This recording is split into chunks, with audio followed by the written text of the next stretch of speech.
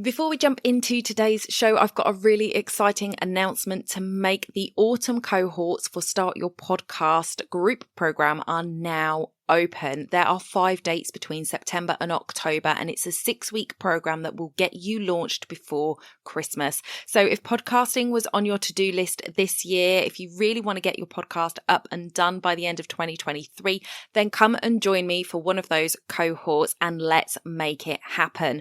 I have a free masterclass available for you called Understanding the Power of Podcasting. You can go over to donnaeid.com/masterclass, watch the masterclass and get access to that enrollment. I hope to see you in one of the autumn cohorts very soon. That's donnaeid.com/masterclass. Let's get back to the show. You're listening to the Wedding Procast UK, the place to be if you are a UK wedding professional looking to grow and streamline your business. I'm your host, Donna Eid, 10-year wedding photography veteran and CEO at the Society of Professional Wedding Vendors. If you want to grow and streamline your business, this is the podcast for you. Make sure you hit subscribe where you listen or join our email list at www.spwv.co.uk. You'll find the sign up form at the bottom of every episode, and by doing so, you won't miss a thing. So let's jump into today's show.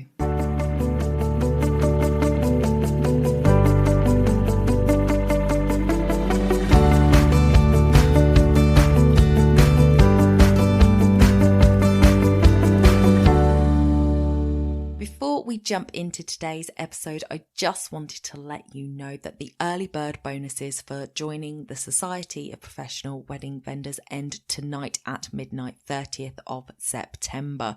So if you haven't joined yet, get your slot booked in right now. You can head to the website www.spwv.co.uk and join today. For the first 10 people who join, they will receive a copy of the book Passion to Purpose by Amy McLaren. Every member will also get access to Welcome Week, which starts on the 4th of October. Every new member will also get access to a 30-minute coaching call with me, and every member will also get access to the social media structure workshop. All of that is valued at over £150 and is available only until midnight tonight, the 30th of September. So head over to the website www.spwv.co.uk and hit the join button. I hope to see you on the inside soon. Welcome back to the podcast, everybody. So happy to have you here today. We have a guest with us today. We have Vicki Richmond, and she is a wedding planner, and she is going to tell us all about wedding planning and why you might want to become a wedding planner. So we're going to jump into that today. Welcome, Vicki. Thank you for coming on the podcast. Hi, Donna. Thank you for having me. So introduce yourself to the listeners. Let them know who you are, what it is you do, and a little bit about your background. Cool. Yeah, so I'm Vicki, your wedding friend. I am the crafty wedding planner, so I primarily help DIY couples plan perfect wedding days. So helping them bring together all the bits and pieces that they've been making over the months and possibly years leading up to their weddings, and making them all look fabulous in their venues. And absolutely love working on weddings. Such good fun working with creative, crafty people like me. And I love that, because that is a little bit of a difference. That's your unique selling point, that you actually deal with brides that tend to have lower budgets and possibly would think that a wedding planner was not something that was in their budget. And they're doing all of these things. They're making the bunting, they're creating their own centerpieces, possibly even making their own dress. Oh, crazy people like that. And these people that are trying to, not even necessarily that they haven't got the money to spend on it, but they know where they want to spend their money, and the rest of it is fun for them. They actually enjoy making and creating and wanting to do a DIY wedding. Yeah, I think that's one of the biggest misnomers about DIY couples, is that a lot of the other suppliers think these couples don't have budgets, but they do. It's just that they're very canny about where they want to spend that budget. So they're making some of the things so that they can afford the most fantastic photographer, or so that they can add the videographer, or whatever else it is that they really want to do. But also because they want to feel like they're actually involved in their wedding day. They don't want to palm everything off onto other people and then hope that everything pulls itself together. That gives them some control. And I've worked with people that have had budgets in the region of £35,000, but I've also worked with people that have had budgets less than £1,000. But they've still managed to afford me because of what I can offer them, what I bring to them is important to them. So it can be that it's about releasing the anxiety of worrying if everything's going to be set up the way what they really want it to be on the day, especially if it's on the day setups, because you want to be focusing on getting ready and you don't want to be tapping about and making sure that that jam jar full of flowers is put in that location that you really want it to go in, and that sign is up, the welcome sign is at the entrance instead of some random place that the venue decide to put it up at. So anybody can afford my help. It doesn't have to cost thousands. Yeah, depends on what they need. It's so funny that you say that, because I remember an instance when I was coordinating at the hotel and we had a bride that was doing a lot of DIY stuff, and she had actually bought chair covers and sashes, which I always think is like crazy. Why would you do that? Because you're not going to use them afterwards. But she had her bridesmaids setting the room up in the morning, because as a company, we didn't do chair covers. We had style companies that came in and did that kind of thing, and usually that's what the brides would do. They would hire them. So that wasn't part of the hotel service to put on chair covers. And they had like 100 guests. They were in our bigger room, and 100 chair covers and sashes, and the bridesmaids were all doing it. So rather than being upstairs with the bride getting ready and enjoying the morning, they were all, one had their hair done, one didn't have their hair done, and they were all sweating like anything, trying to get all these chair covers on in time. And if you are not used to putting on chair covers and doing sashes, I mean, the bows were, well, we won't talk about the bows, but it's a proper workout. It takes a lot longer than people think to do a chair cover. The first one takes a good 5 minutes because you've got to figure out which way around to put it on, how the feet hook in and everything. But yeah, once you've done 100 of them, you know about it. For sure. So why did you get started in your business? What was it that propelled you to become a wedding planner? Well, I was working at venues. I have an arts background, so I was working at an arts centre as an administration officer, and looking after hires and things, and it occasionally included the occasional, birthday party or wedding reception or something like that. And then I joined this central team that I was put in charge of, and management decided that we have these lovely venues that make up our pool of resources, and perhaps we should introduce a wedding service. Having never set up a wedding service for a venue in my entire life, I learned very quickly how to do that and what I would need. Unfortunately, because of my stage management background, I knew about getting people on board, bringing in all the people so that I didn't have to do everything myself. Yeah. So I was doing all of that. And looking out and researching different suppliers and working out who would fit our style of venue before we even launched it, and then completely changed the style because realised that looking at various other venues and things. And I really, really loved doing all of that. And it all kind of came to a head after about 4 years of doing it, where I was sort of advising people in ways that venue coordinators shouldn't advise people, in terms of perhaps offering venues that weren't my own as an idea for them. So there's a lot of focus in venues for you to try and make as much money for the venue as possible. You're there as a coordinator, primarily really to look after that venue and make sure that everything runs smoothly on the day, which is fantastic. I love venue coordinators. Having been one, I completely sympathise with them. But also when I'm a coordinator wanting to say, go to this venue because I think actually it'll suit your needs better. I'm really not coordinating material, and I'd be much better working for myself. So, and the decision was made good 4 years ago now, and I just took the leap. I thought, well, I've got my wedding season for my venue.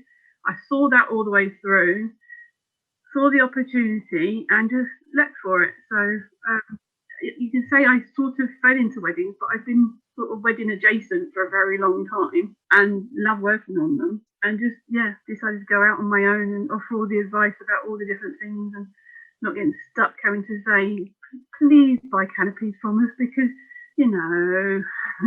we really need to make more money off you. Do you know what? That's so funny that you say that was the reason that you went out on your own, that because you were offering other venues that weren't part of your pool of venues to people, you were just like, this isn't, because I did exactly the same thing in photography. Not that I would recommend other photographers, but I would always say, there is a photographer out there for you. I might not be it, but if you go to another photographer, make sure you ask this, make sure you ask that, make sure you get this information, because I wanted them to have the right photographer for them. And I often thought, maybe I should be in wedding planning, not in actual photography, because I'm not comfortable selling myself as a photographer. And I wasn't, I didn't want them to settle. I didn't want them to go, okay, that's the one we can afford, we'll go with that. I wanted to make sure that they had the best that they could afford. And obviously they don't know every single wedding photographer and what they offer, and they haven't got the time to go and visit with every single wedding photographer. So I completely sympathize with what you were feeling there, because I did exactly the same thing when I was doing photography.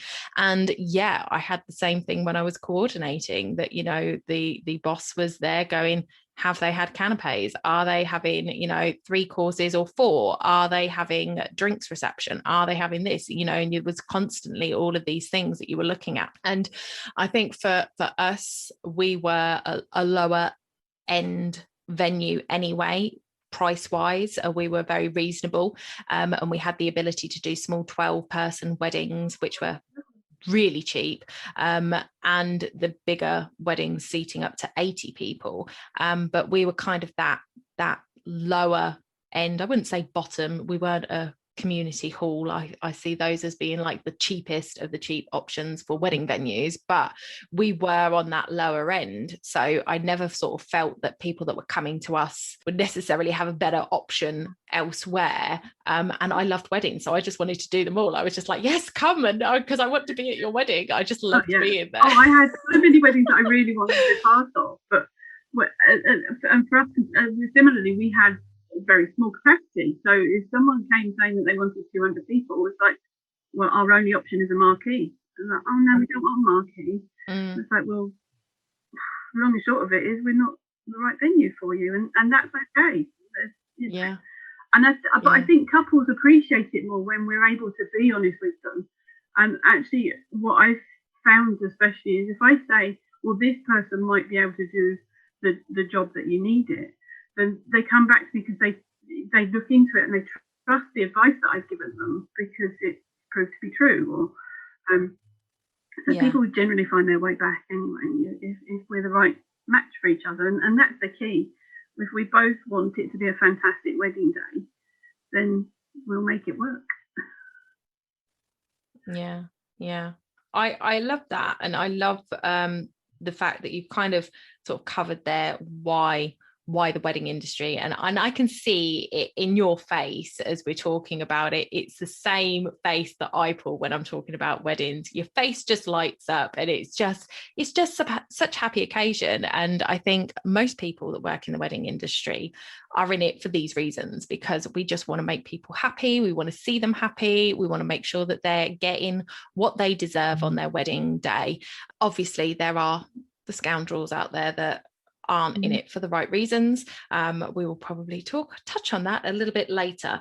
But moving on to, obviously you've had this experience of doing the coordination first and setting this up for venues, and then you stepped out on your own.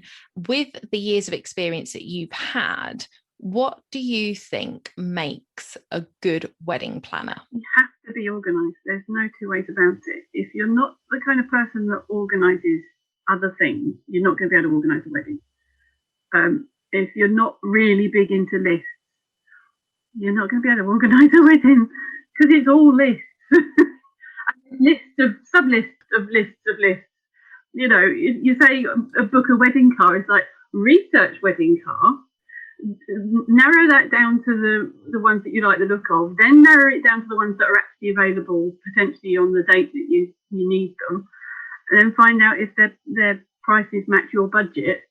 So you know, it's you have to be organised, and I think that's why a lot of couples struggle, because not everyone is an organiser, and that's okay. We're individuals. It would be boring if we were all the same. And you know, I have people in my family that could not organise, you know what, in a you know where, but that's why they come to me and say, "Do you think we should do this?" And like, yep, or you could do this, or you know, I give them the options. I help them think things through, which is what I do with my couples. We help each other. I help them make the decisions they want to make by giving them options, and sometimes even challenging the decision that they've been told to make, shall we say? Because sometimes that you do have other people saying, well, you should do this with your wedding. It's like, hang on, what do the couple actually want? And then all the other people that give them the advice. And if we're there saying, actually, I think that probably wouldn't work for you as a couple, then we can kind of take that away. So yeah, getting organised, understanding what your priorities are. And you don't necessarily know when you're starting out as a couple what your budget should be, because you don't know what everything costs when you're starting out. And it can be a major surprise. There are so many options for so many budgets now. And that's okay. Yeah. So again, it's a lot of research. You've got to be prepared to do research. So the fact of being organised again. Yeah. Yeah. And I love that you say that, because I know that there are some planners out there that have kind of got their set suppliers. These are the suppliers I always use. And there are advantages and disadvantages to both methods, because if you are working with, if you've like curated a set of vendors that always work together, work well together, then you know that your day is going to go off without a hitch. And, you know, it's going to be beautiful and it's going to be, you know, something to behold. However, by doing that, you are then shoehorning yourself into a specific budget, because all of those vendors are going to have a specific price. And if your couple can't afford that, then they're going to have to go elsewhere. If you aren't somebody who is actually working more from the point of the couple's perspective and what's best for them, rather than working from the point of view of, I've got all these vendors that I work with, and we're going to make sure that these people are used in every wedding that we do. So I spoke to Bernadette Chapman on a podcast a little while ago. I will link her episode in the show notes for you guys. We were talking about this topic, and I said how I liked the fact that, you know, the planners have that option of sort of getting to know several different vendors in each area and being able to pull on different budgets for different brides. So you can still have that core of vendors that you use that fit those prices, but also have that flexibility to go outside that list and say, well, actually, I don't have a connection that works quite right for you, but I'll go out and research it. And the thing with using a planner is, you know what you're looking for. You know the red flags to look out for. So even when you're researching somebody that you haven't necessarily worked with before, you know exactly what to look for to know that they're going to provide the type of service that you want for your couple. Whereas couples go into it completely blind, no idea what a red flag is when it comes to looking at a vendor, and, you know, can get blindsided by the joy and the excitement and, you know, sign on the dotted line before even thinking about it, because they just want what they want, and then find out that what they wanted isn't what they're going to get. And there are some vendors out there who are amazing salespeople, but they can't hold up the actual doing end of the bit, and that's the bit that counts. And we get, because of the networks that we're both involved in, we get to know about the rogue ones really quickly. they then get around pretty damn quick because they give us all a bad reputation. We're not all like that at all. We're not all out to get as much money out of people as possible. And the majority of us, although negotiating is a toughie, we understand that people come to us with expectations. And sometimes some vendors are very reluctant to say, you and I are not going to be a match. Because the market is tough. There's a lot of people, a lot of us out there. There's a lot of choice for couples, which is fantastic. But again, that's where people like planners come in, because we do see the whole of the market. I don't just network with people that are on my doorstep. So I haven't just got 5 local to Luton photographers on my books. I have photographers all over the country. Pretty much vast majority of the world is covered by people that through my networks that I know, that I can trust their opinion. If they say, oh, I can offer you these 3 photographers in, say, Mauritius. I've got someone based out in Mauritius at the moment. They're not on my books or anything. It's not like I get any kickbacks from their recommendations. And neither would they.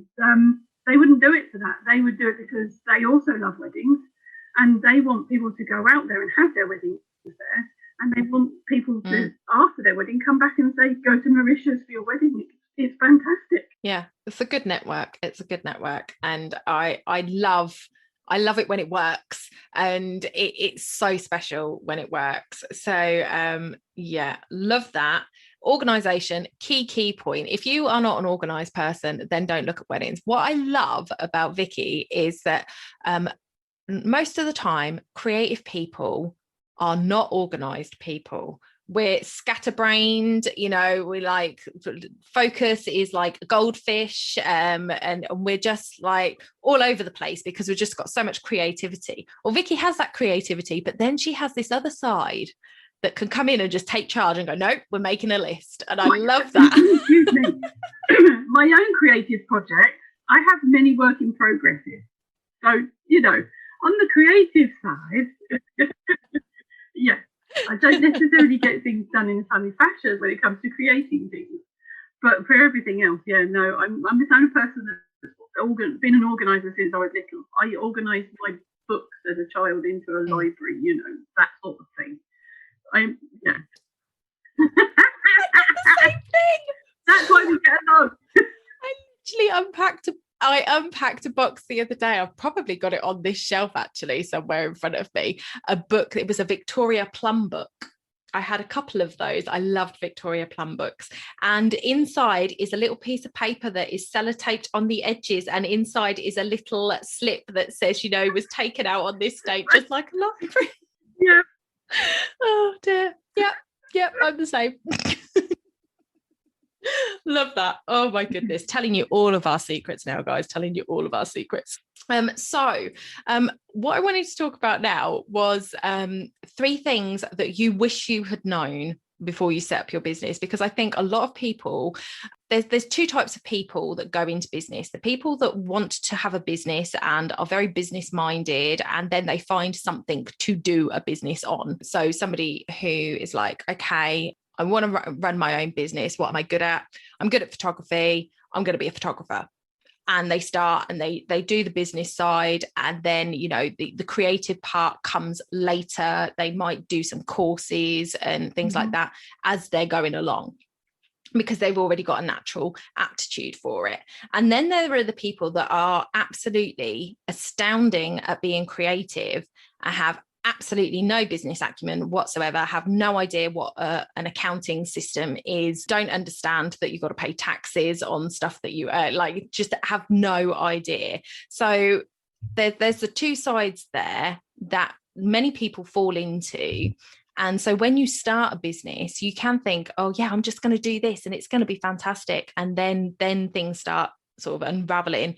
And I think that's a lot to do with why a lot of businesses fail in their first 5 years, is that people don't understand everything that is needed or required to get them started and off the ground. So what are the 3 things that, as you were sort of starting out on your own, having sort of jumped ship and taken that leap, what are the 3 things that you go, God, I wish I'd have known that earlier, or I wish I'd known that before I started? Well, the main thing is you don't know what you don't know. Mm-hmm. I went into it. I went in eyes wide open. I knew about budgeting. I knew I'd need, some sort of seed fund to get me started. What I didn't realise is that in spite of doing lots of years of networking and having huge pools of resources for people with business side, can handle all the business side of things, I didn't realise what I didn't know until I started having to do it and figuring it out. I did a bit of marketing, but it wasn't 100% of my time in my old job. All of a sudden, I had to become a professional marketeer in inverted commas. I had to become my own finance officer. So I didn't have someone breathing down my neck saying, you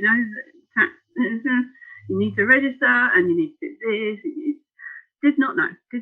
Had never had to do a self-assessment in my entire life. Didn't know where to start with that. The second thing is, not everyone that you meet that offers you advice has your best interests at heart. And that's really sad, but unfortunately it seems to be true. Especially in my early days of networking, you have to find the networks that are right for you. And I think in my early days, I basically went everywhere, listened to everyone, tried to do everything they all told me to do, in spite of the fact that some of it conflicted. And instead of taking a step back and trying to work some of these things out for myself, I started listening to other people. So that's the third one. Don't lose your inner voice, your inner drive, your inner why, because only you know the reason why you set up that business. And your business might change over time, and it probably will. But you have to know why you started out in the first place. You have to bear that in mind. So when people start doubting your vision or saying, I think you'd be better doing this, is what I got a lot. Oh, you'd be really good at doing that. It's like, well, that's not part of my vision. But, does that mean that they might offer me a job doing that? Or might I get work out of them if I try and do that? Even though it's not actually what I'm trying to get into. It's not where my passion is. You can lose a lot of yourself in other people's advice. It's very easy to get distracted and pulled in the wrong direction. So yeah, I think the big one is keep your vision clear. Yeah. Yeah. I love that. Take advice with a huge pinch of salt. Huge pinch of salt. Yeah, that is just something that I hadn't even really sort of thought of. But yeah, not everybody. Like, I listen to a lot of online business people, and of course they're out there, they're trying to sell their products, so of course they're going to say, XYZ is a good idea, but doesn't mean that it is for me. They've got their niche, they've got their ICA, their ideal client avatar in their head when they're talking. That might not be you. Just because they say that you should be doing that doesn't necessarily mean that you should. But again, to play devil's advocate, doesn't mean you should ignore it. I was on a networking meeting this morning where I was talking about memberships, and one of the ladies turned around and said, I've got no plans to set up a membership at all, but I listened to what you said, and there are things that I can take from that and adapt in my business to help me. So she didn't just shut off at the advice because it wasn't part of her vision. She listened and then was like, maybe I could tweak that. Maybe I could change that. So I think what you say is right. Take it with a pinch of salt and be able to step back. It is so easy, like brides and grooms, when they're getting all excited about their wedding day and they go, I'm going to have a book this, book that, book the other. And then they end up with something they weren't expecting. You can do that in your business. You're so excited to get started that you listen to all the advice and you start doing it. And then at the end of it, you're not left with the business that you wanted to set up. So, and you can end up saying yes to things that you really regret saying yes to. Yeah. And you've said yes in error, and you're going to put all of your best effort into it, but it's not you. It's not what you want to do. And the thing with that is, if you get known for that thing, suddenly you can end up being pulled further and further away from your vision, and that's where you start to lose passion for it, I think. Yeah, so true. Okay, so Thank you for those tips. I hope they help, guys, because I think, they were actually some little golden nuggets for you there. So if there is people out there listening to today's podcast going, do you know what? I really fancy being a planner. I'm really organized. I love making lists. I've got a fantastic network of people. I think, I'm personable. I can, talk the hind legs off a donkey and, be in there. And I'm really excited to get started. What would your number one tip for them be? I do get inquiries from wannabe wedding planners, and I think it's fantastic. I think there are training things that you can do out there. Bernadette runs one of them, but there are options out there, and they are great for giving you a grounding in what you need to know. But in on paper, the actual physical effort of becoming a wedding planner, I think you really need to experience being at a wedding, being surrounded by guests who are demanding where the toilets are. So that's the number one thing you get asked if you're standing around for a wedding for any length of time. Get in with other planners and see if you can shadow them for a bit. Get some practical on the ground experience and find out if you really do actually enjoy being around those guests, around those people. And don't be afraid of the bridezilla. Bridezillas, yes, they exist, but they're actually much, much rarer than people are led to believe. But again, you'll find out pretty quickly if you can cope with those sorts of temperaments by being around them. So by stepping up and assisting other planners, you might get the experience that will tell you whether you should invest more time and effort at really starting your own wedding planning business.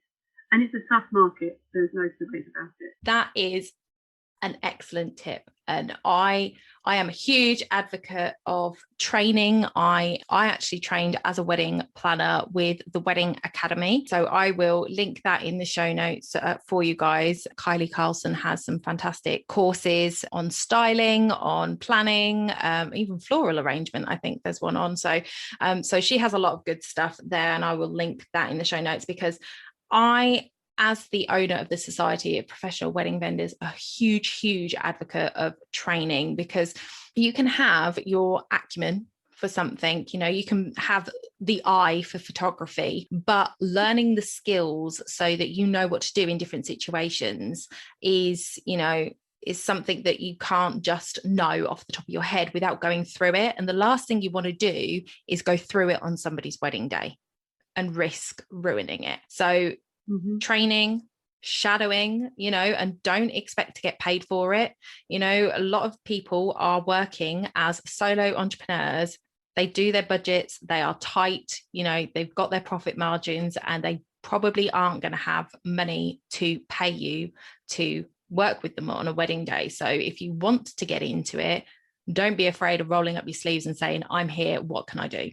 You are going to get so much further if you do that than if you just go in and say, I want to be a wedding planner. Because at the end of the day, another wedding planner in the mix is somebody else that is going to be competition for that person you're asking to get paid for helping them out with. It's not the way to go about it. So it is a good community in the wedding industry. I am all for supporting new people coming into the industry that want to do it the right way. And I know that there are a lot of vendors out there that would support that, because at the end of the day, it all ebbs and flows, doesn't it? You get people that retire out of the industry, you get new people that come in, you get people that leave the industry and new people that come in. So there is always going to be an ebb and flow. We know that there are going to be new people that want to come into the industry. And for those of us that don't look at it as competition, are much more willing to sort of give advice and share knowledge with people that are really there for the heart of it. So if you come in and you say, look, I really want to do it, I'm happy to do anything, I'd love to shadow you, I'd love to help out on a wedding day, you're going to get much more positive reaction than saying, hey, have you got any jobs available where I can learn from you, take all of your knowledge and then set up my own business. Yeah. But we also have our own niches. So you might get into it with a vision of who you want to work with.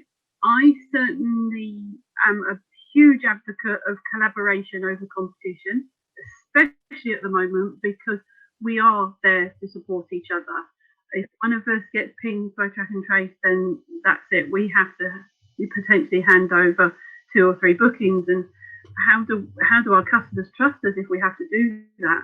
Well, because we are part of a pool of other planners who are also working in similar ethical ways as we do, and we know, like, and trust them, and that's the thing. So yeah, if you go into it thinking I'm going to compete with all the big boys straight away, it's not going to happen. It's not going to happen. It's also not as glamorous as people sometimes think it's going to be. I have to say, I've done my fair share of crawling around in the mud trying to find dropped wedding certificates. Don't need to do that anymore. Now that you don't get the certificate on the day. Yeah, the number of people that think that it's all swanning around telling other people what to do. No, a huge part of it is covering things like a bridesmaid has popped a seam on her dress and she now needs rescuing, or somebody's lost their tie, someone needs to dash back to that part of their room in the hotel, or somebody's car's broken down, can someone go and collect them? You know, it's dealing with so many different things that people just, it's not easy to learn in a classroom, but you just don't think that it's going to be like that. Yeah. And that's what makes it so exciting. You are not going to be Jennifer Lopez in The Wedding Planner, guys. It's you could try. The bum bag with the toolkit, yeah. I do actually, yeah. Her toolkit was amazing. I actually love that film, and it definitely gives you a hint of what it's like. You remember the scene where she's like running between the pillars in the church because the father of the bride has gone missing, or I think it was the father of the bride's gone missing. You know, that happens, and it is all of that. A wedding planner is all about looking like a beautiful swan. Meanwhile, underneath is paddling, looking like a beautiful swan, but acting like a duck. Because actually swans glide, they don't actually do the flapping, I found out. So it's actually more like a duck, where it looks just gliding along the surface and underneath paddling furiously to make sure everything is working okay on the day. So Vicki, you are actually a member of the Society of Professional Wedding Vendors. I love having you as part of the membership.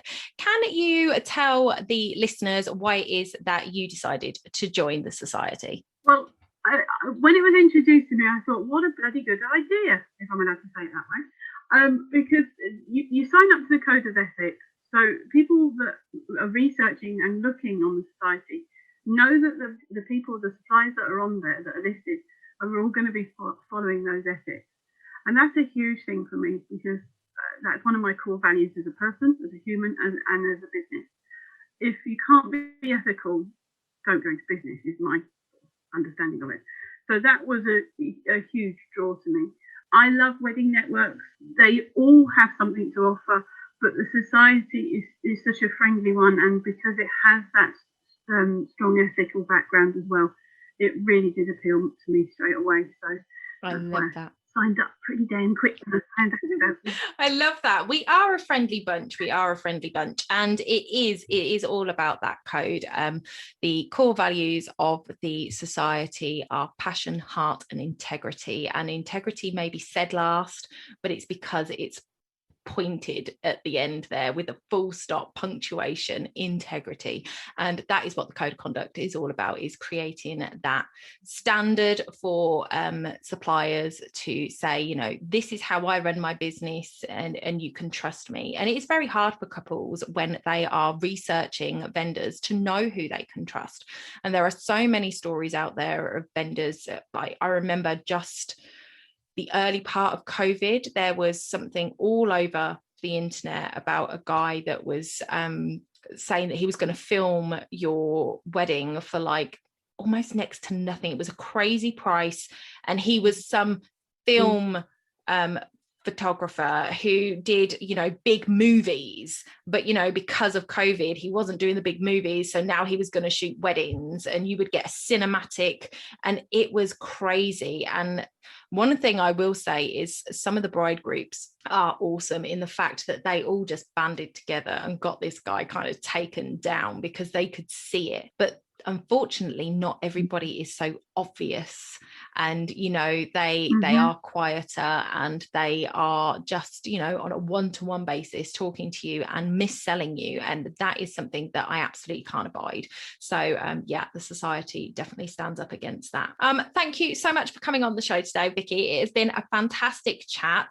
Where can people find you if they are interested to connect with you? Well, my website is yourweddingfriend.co.uk. I'm also on Instagram and Facebook, Your Wedding Friend and Your Wedding Friend UK. And I'm pretty much everywhere, apart from TikTok at the moment. I haven't quite given into TikTok. Yeah, I'm not going there. I think as a woman over 40, I'm sort of a bit beyond TikTok possibly, but that's just me. Whatever you're comfortable with, love. I know there are definitely people on there that are older than that, but I'm in the same camp as you. I will do a reel, but I've got no interest in starting a channel that is solely that kind of thing. It would be too much for me. Right, I will link all of Vicki's details in the show notes, so you can head over and find out more about her and check her website out.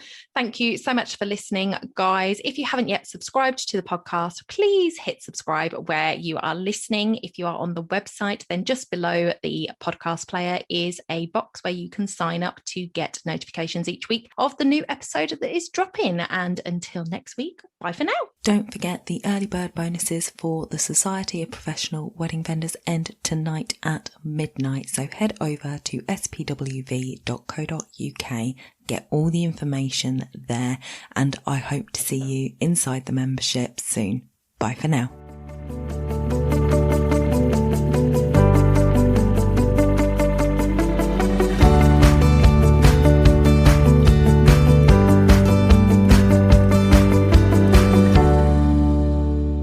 Don't forget to hit those stars and leave a review of the podcast where you listen if you found value in what you heard today. It's a free way you can help the podcast reach more people just like you.